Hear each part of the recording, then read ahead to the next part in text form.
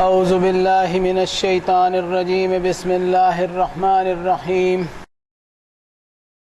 الم تر ان اللہ یولج اللیل فی النہار ویولج النہار فی اللیل وسخر الشمس والقمر کل یجری الی اجل مسمی وان اللہ بما تعملون خبیر۔ اللہ اکبر اللہ اکبر اللہ اکبر، لا الہ الا اللہ واللہ اکبر اللہ اکبر وللہ الحمد۔ اللہ اکبر کبیرا والحمد للہ کثیرا وسبحان اللہ بکرۃ واصیلا، لا شیء قبلہ ولا شیء بعدہ، لا الہ الا اللہ العظیم، لا الہ الا اللہ الکریم۔ اللہ تعالیٰ کی عظمت، اس کی مہانتا اور قدرتیں ایسی ہیں کہ وہ کسی بھی چیز کو کریٹ کر سکتا ہے، اور نہ صرف اس کی کریشن کرتا ہے بلکہ اس کی پرورش سے لے کر اس کے اتہاس کو بھی مینٹین کرتا ہے۔ یہ نہ صرف اس کی شان و شوکت ہے بلکہ اس کے لمٹ لیس پاورز کا ثبوت ہے۔ رات اور دن کا ایک دوسرے میں داخل ہو جانا، سورج اور چاند کا ایک ڈیفینٹ لا کا پابند ہونا اپنے آپ میں اس کی قدرتوں کا نمونہ ہے۔ یہ رات اور دن کا نان سٹاپ اور لگاتار گھٹنا اور بڑھنا، ان کے وقت میں کمی اور زیادتی، یہ اللہ ہی کی قدرت کی نشانی ہے۔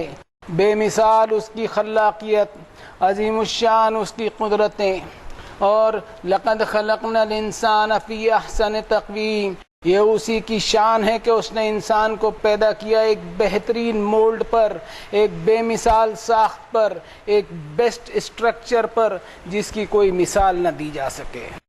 پھر ساتھ ہی ساتھ انسان کو صلاحیتیں دی اور کوالٹیز دی، اس کو کیپیبلٹی اور قابلیت دی، اس کو زور و قوت اور انرجی فراہم کی، انسان کو ذہانت اور انٹیلیجنس دیا، اس کو نالج اور علم اور وزڈم دیا، اس کو سوجھ بوجھ سے نوازا، اور اس طرح اللہ has put the crown of best creatures on the man's head۔ اللہ تعالیٰ نے انسان کے سر پر بہترین مخلوق کا تاج رکھتے ہوئے اس کو دوسری مخلوق پر فوقیت اور عزت عطا فرمائی۔ اب انسان کا کام یہ ہو کہ ان ساری نعمتوں کو استعمال کرتے ہوئے اپنے مالک کی گریٹنس اور گلوریفیکیشن کا اعتراف کرے، ان ممتاز، مخصوص اور ایکسکلوزیو نعمتوں کا شکر ادا کرتے ہوئے اپنے رب کی وحدانیت کو پہچانتے ہوئے اس کی تکبیر بیان کرے۔ اللہ اکبر اللہ اکبر اللہ اکبر، لا الہ الا اللہ واللہ اکبر اللہ اکبر وللہ الحمد۔ یہ وہ توحید کا پیغام ہے جو حضرت ابراہیم علیہ السلام نے دنیا انسانیت کو دیا، جن کے تعلق سے قرآن مجید میں ایسے زبردست الفاظ آئے ہیں، ان ابراہیم لحلیم اواہ منیب، کہ میرا بندہ ابراہیم ایسا برداشت کرنے والا کہ لوگ اس کے ساتھ زیادتی بھی کریں پھر بھی وہ برداشت کرتے ہوئے اللہ سے ان کے لیے دعائیں مانگے۔ اس کی سمپیتھی، اس کا کمپیشن، ہمدردی اور دردمندی، شفقت اور رحم دلی جو ہے وہ بے مثال ہے۔ ہر مشکل اور پریشانی میں اللہ ہی کی طرف رجوع کرنے والا بندہ۔ لیکن حضرت ابراہیم علیہ السلام ہمیں صرف عید الاضحیٰ کے دن ہی یاد آتے ہیں، اور وہ بھی جانور کو ذبح کرتے وقت۔ آج اب ان کی ملت، ان کی ڈاکٹرائن، ان کا نظریہ اور اصول قرآن مجید میں تلاش کرتے ہیں۔ وَإِبْرَاهِيمَ إِذْ قَالَ لِقَوْمِهِ اعْبُدُوا اللَّهَ وَاتَّقُوهُ ذَلِكُمْ خَيْرٌ لَكُمْ إِن كُنتُمْ تَعْلَمُونَ۔ ان کی دعوت اپنی قوم کو تھی کہ ایک اکیلے اللہ کی غلامی کو اختیار کرو۔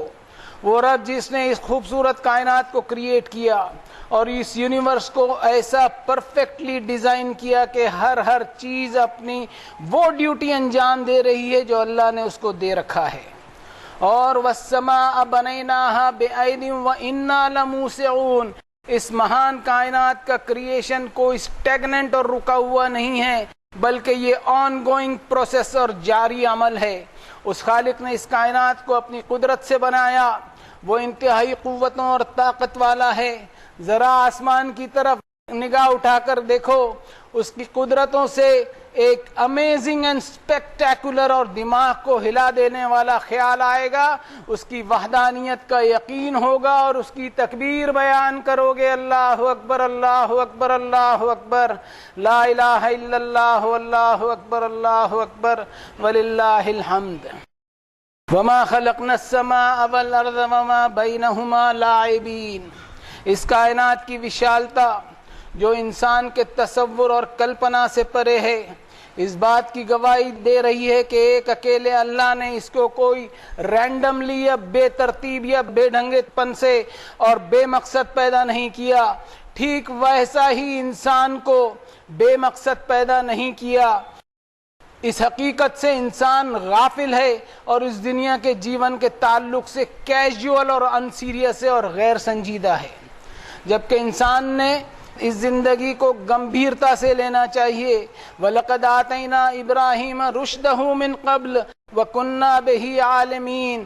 اور اس طرح حضرت ابراہیم علیہ السلام نے اس زندگی کی سیریسنس اور گمبھیرتا پر غور کیا کہ انسان کی زندگی کا مقصد ہو کہ وہ اپنی صلاحیتوں کا بھرپور استعمال کرتے ہوئے ان ذمہ داریوں کو پورا کرے جو اللہ نے اس پر ڈالی ہیں۔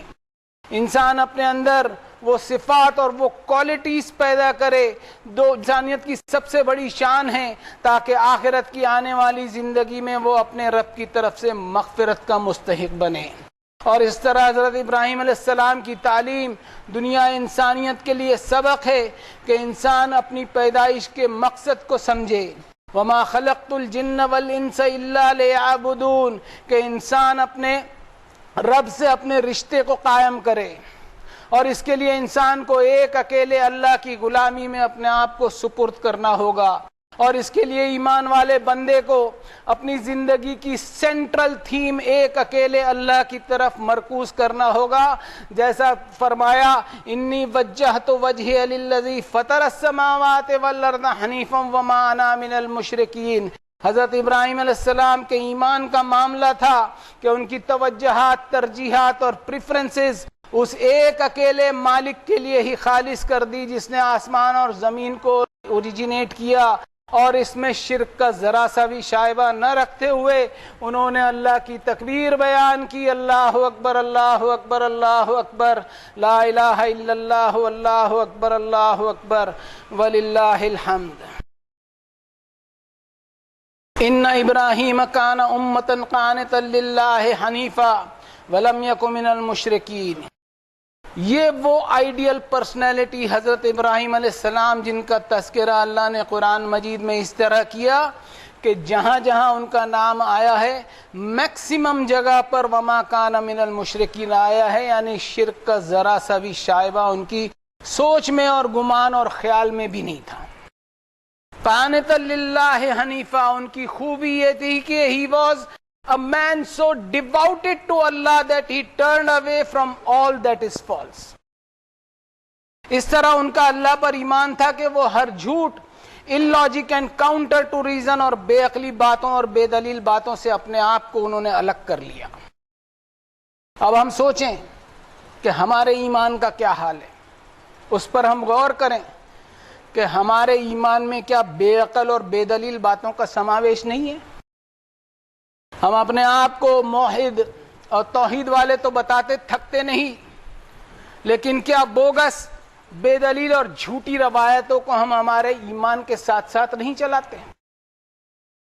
ایمان خالص ہوتا ہے، اس میں کوئی ملاوٹ نہیں ہوتی، اس لیے کہ ایمان کوئی فیتھ یا کوئی عقیدے یا آستھا کا نام نہیں ہے، بلکہ ایمان ایک کنوکشن کی بنیاد پر ہوتا ہے کہ انسان اپنی عقل کا، اپنے کامن سینس کا بھرپور استعمال کرتے ہوئے ایک اکیلے اللہ کی وحدانیت کا اعتراف کرے اور اپنے آپ کو اس کی غلامی میں سپرد کرے۔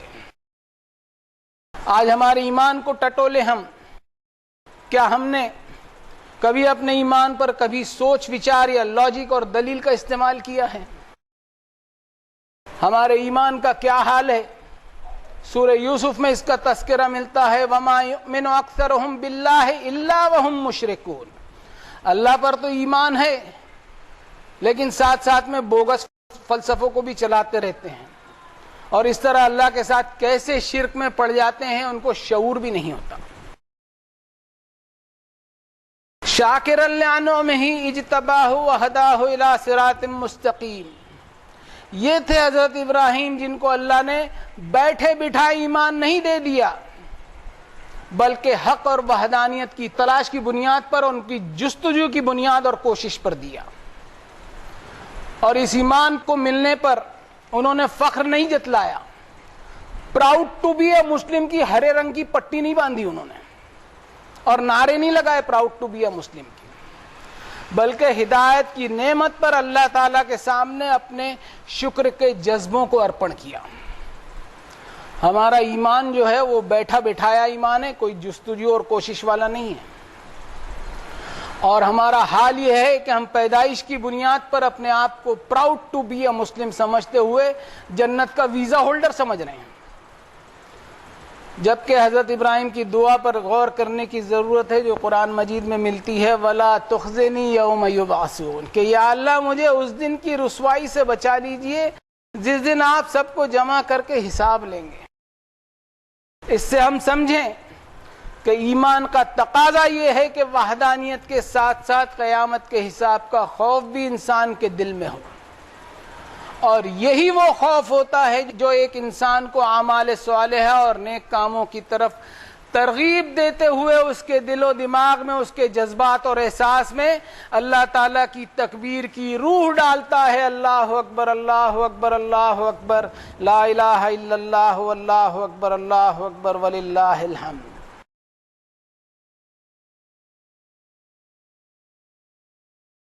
وَإِذِ ابْتَلَىٰ إِبْرَاهِيمُ رَبَّهُ بِكَلِمَاتٍ فَأَتَمَّهُنَّ قَالَ إِنِّي جَاعِلُكَ لِلنَّاسِ إِمَامًا قَالَ وَمِن ذُرِّيَّتِي قَالَ لَا يَنَالُ عَهْدِ الظَّالِمِينَ.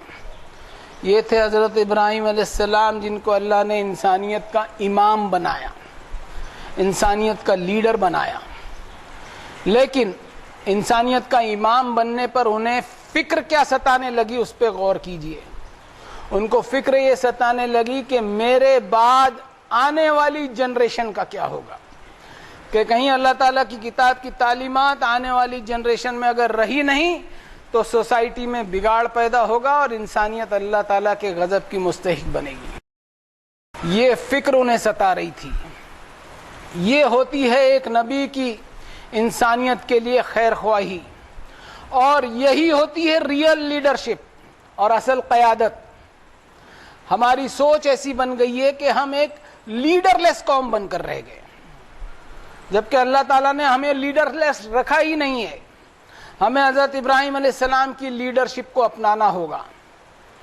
آج کے دور میں جو لیڈرز ہیں وہ چاہے مذہبی ہوں چاہے سیاسی ہوں، انہیں صرف اپنی پوزیشن کی فکر ہوتی ہے اور اپنی چودراہٹ میں ہی وہ دلچسپی رکھتے ہیں، اور اپنی اس خود غرضی کو وہ اپنے لیڈر ہونے کا نقاب پہناتے ہوئے چھپائے رکھتے ہیں.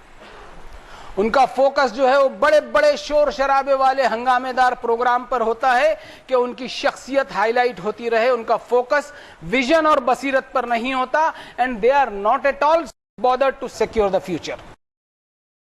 اپنی پوزیشن کی حفاظت کرنے کی خاطر وہ ایسے وعدے پر وعدے کیے چلے جاتے ہیں جو کبھی پورے نہ ہو سکیں. اصل لیڈر وہ ہوتا ہے جس کو نیکسٹ جنریشن کا خیال ہو اور اس کے پیچھے ایک پرپز ہو، ایک مقصد ہو، اور وہ مقصد ہونا چاہیے کہ آنے والی جنریشن اس دنیا میں ایسی کامیابی حاصل کرے جس کے سبب وہ آخرت کی کامیابی کو پہنچ سکے.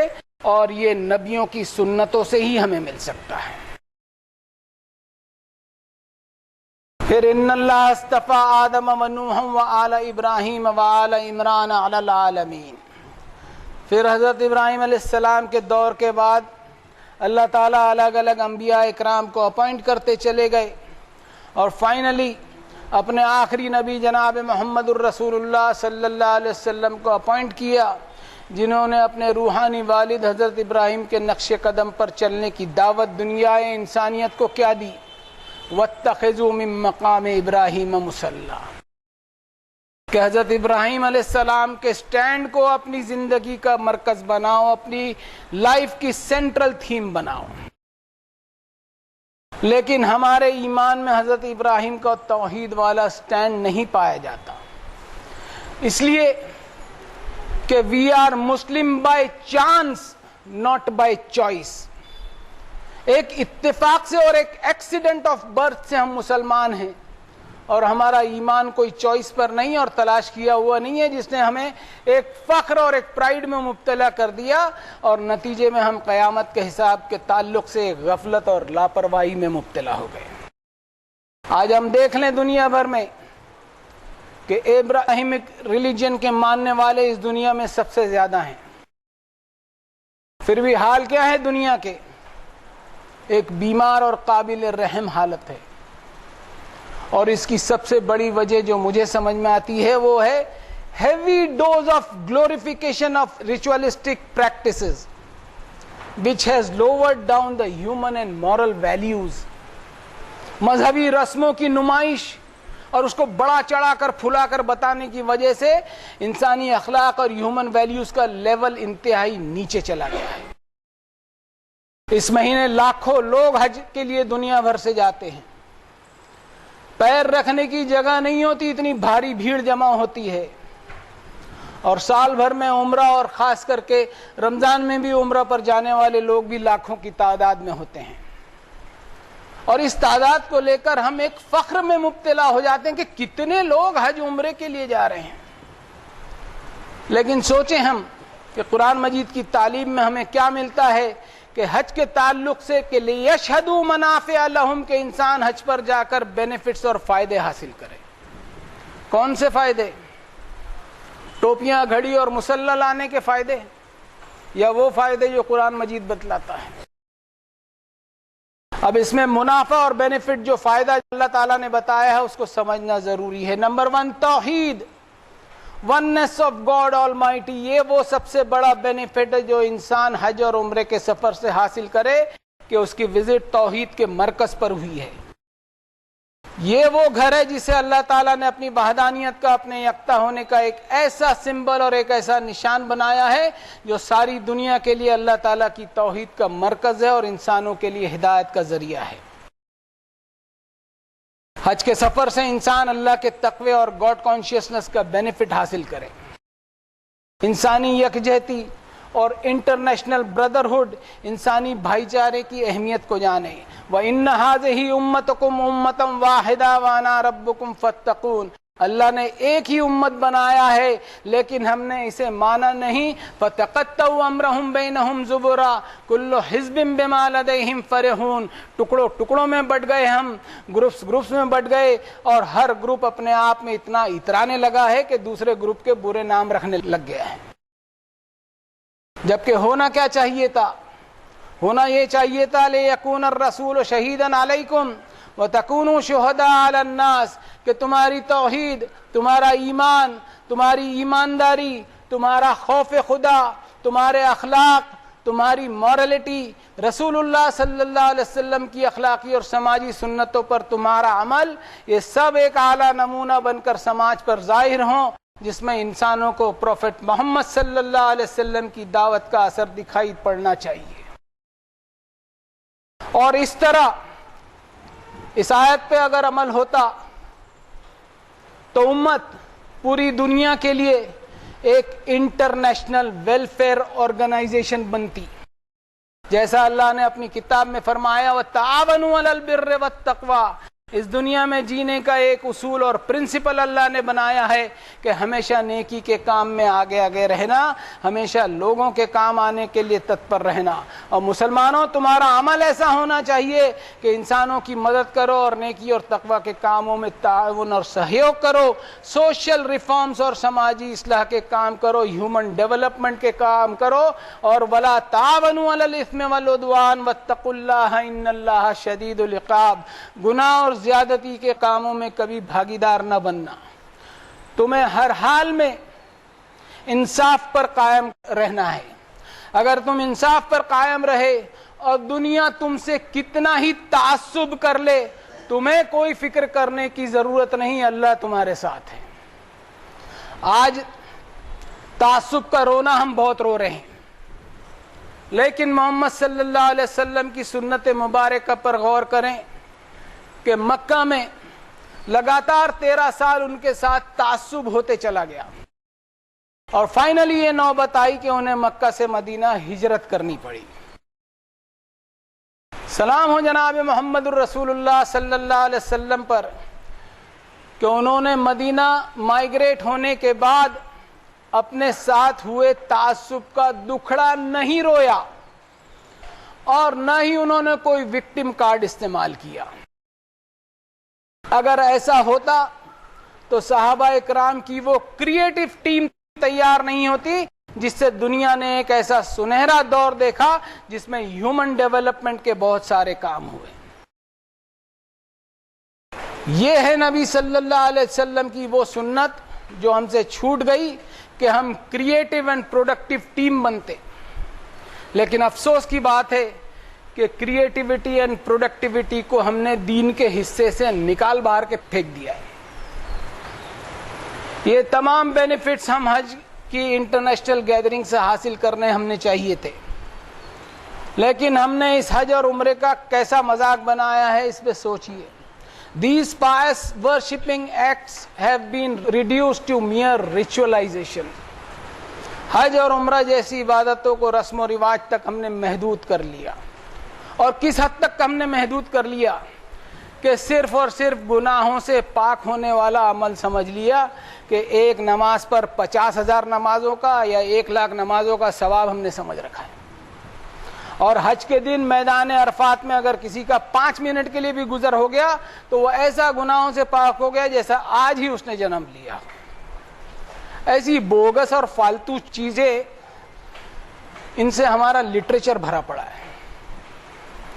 ہم یہ نہیں غور کرتے کہ ایسی سوچ سے ہم اللہ تعالیٰ کی رحمت کی، اس کی شان غفاری کی توہین تو نہیں کر رہے ہیں کہ وہ رب صرف پیسے والوں کا ہی رب ہے، ان لوگوں کا ہی رب ہے جو حج کو جا سکتے ہیں، جو بیچارے غریب ہیں وہ نہیں جا سکتے، ان کا رب نہیں ہے۔ اب غریب لوگ بیچارے اپنے گناہ کیسے معاف کریں گے؟ کہ اللہ تعالیٰ کی رحمت کو ہم نے چیلنج نہیں کیا؟ یہ کیا فرسودہ سوچ ہماری بن گئی ہے، اور اس سوچ کا نتیجہ کیا نکلا ہے؟ اس سوچ کا نتیجہ یہ آپ کو بتاؤں کہ حرام کی دولت کماؤ، حرام کی دولت کماؤ اور حج یا عمرہ کر کے اس حرام کی دولت کو پاک کر لو، لائف بوائے صابن سے گھس کے پاک کر لو۔ یہ مذاق بنایا ہم نے، اور اس حد تک بنایا ہے کہ ہمارے ڈائلاگز میں چلو یار حج کرنے جاتے ہیں پاپ دھو کر آتے ہیں، یا چلو یار بہت دھن دولت کما لیے ابھی فرصت کے دن عمرہ مار کے آتے ہیں، عمرہ مار کے آتے ہیں۔ ان عظیم عبادتوں کا ہم نے یہی بینیفٹ سمجھ رکھا ہے۔ افسوس کہ کیا سوچ بن گئی ہے ہماری۔ ضرورت ہے کہ ہم انبیاء کرام کی قربانیوں پر غور کریں جو ہمیں قرآن مجید میں نظر آئیں گی، کہ ان کی قربانیوں کا وہ نتیجہ ہے جس سے دنیا انسانیت میں توحید، ایمان، امن و امان، ایمانداری، انسانی بھائی چارے کی فضا پھیلی، لوگوں کی زندگیوں میں پازیٹو تبدیلیاں آئی ہیں۔ ہم لوگ جو آج یہاں بیٹھے ہیں، انکلوڈنگ می، جو ایمان کے دعوے دار ہیں، مسلم ہونے کے دعوے دار تو ہیں، لیکن ہم سوچیں کہ ہم نے اپنے ایمان کے لیے کیا قربانی دی آج تک کے۔ ہم ایک ایگو میں جی رہے ہیں، مسلم بننے کے ایگو میں، اور ایگو کیا ہوتا ہے اس کو بھی سمجھ لینا چاہیے۔ ایگو وہ ہوتا ہے considering yourself what you are not, یعنی اپنے آپ کو وہ سمجھنا جو ہم ہیں ہی نہیں۔ تو ہم مسلم ہونے کے ایگو کی قربانی دیں اور اپنے رب سے معافی مانگتے ہوئے ایک پلیج اور پرن لیتے ہوئے لوٹیں اس کتاب کی طرف جس نے عرب خانہ بدوش کے ماحول کو ٹرانسفارمیشن میں تبدیل کیا۔ بارک اللہ لنا ولکم فی القرآن العظیم ونفعنا وإیاکم بالآیات والذکر الحکیم انہ تعالی جواد کریم ملک بر الرؤوف الرحیم فاستغفروا ربکم ثم توبوا الیہ ان ربی رحیم ودود۔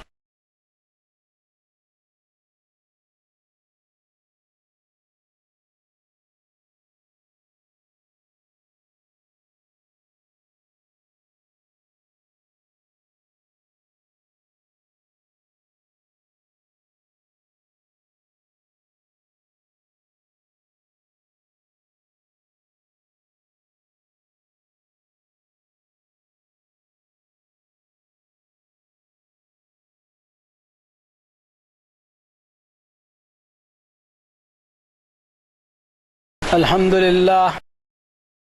للہ وحدہ والصلاة والسلام علی من لا نبی بعدہ. اعوذ باللہ من الشیطان الرجیم. بسم اللہ الرحمن الرحیم. وقل الحمد للہ الذی لم يتخذ ولدا ولم يكن له شریک فی الملک ولم يكن له ولی من الذل وکبرہ تکبیرا. اللہ اکبر اللہ اکبر اللہ اکبر. لا الہ الا اللہ واللہ اکبر اللہ اکبر وللہ الحمد. ان اللہ وملائکتہ یصلون علی النبی یا ایھا الذین آمنوا صلوا علیہ وسلموا تسلیما. اللہم صل علی محمد وعلی آل محمد کما صلیت علی ابراہیم وعلی آل ابراہیم انک حمید مجید. اللہم بارک علی محمد وعلی آل محمد کما بارکت علی ابراہیم وعلی آل ابراہیم انک حمید مجید. وصلی علی جمیع الانبیاء والمرسلین وعلی الملائکۃ المقربین وعلی اصحاب رسول اللہ صلی اللہ علیہ وسلم وعلی ازواج رسول اللہ صلی اللہ علیہ وسلم وعلی اہل بیت رسول اللہ صلی اللہ علیہ وسلم. ربنا لک الحمد انک انت السمیع مستجیب الدعوات. ربنا آتنا فی الدنیا حسنہ وفی الآخرۃ حسنۃ وقنا عذاب النار. ربنا اصرف عنا عذاب جہنم ان عذابها کان غراما انہا ساءت مستقرا ومقاما. ربنا انک من تدخل النار فقد اخزیتہ وما للظالمین من انصار. ربنا فاغفر لنا ذنوبنا وکفر عنا سیئاتنا وتوفنا مع الابرار. اللہم لا تدع لنا ذنبا الا غفرتہ ولا ہما الا فرجتہ ولا مریضا الا شفیتہ ولا مبتلا الا عافیتہ ولا ضالا الا ہدیتہ. اللہم انصر من نصر دینک الذی جاء به محمد صلی اللہ علیہ وسلم وجعلنا منہم. اللہم اید الاسلام والمسلمین. اللہم ہین علینا سکرات الموت. اللہم اخرجنا من الظلمات الى النور. اللہم ارنا الحق حقا وارزقنا اتباعہ وارنا الباطل باطلا وارزقنا اجتنابہ. اللہم ارنا الاشیاء کما ہی. ربنا تقبل منا انک انت السمیع العلیم وتب علینا انک انت التواب الرحیم برحمتک یا ارحم الراحمین. عباد اللہ اتقوا اللہ رحمنی ورحمکم اللہ. ان اللہ یأمر بالعدل والاحسان وایتاء ذی القربى وینہی عن الفحشاء والمنکر والبغی یعظکم لعلکم تذکرون. اذکروا اللہ العلی العظیم یذکرکم واشکروہ علی نعمہ یزدکم ولذکر اللہ اکبر. اللہ اکبر اللہ اکبر اللہ اکبر. لا الہ الا اللہ واللہ اکبر اللہ اکبر وللہ الحمد.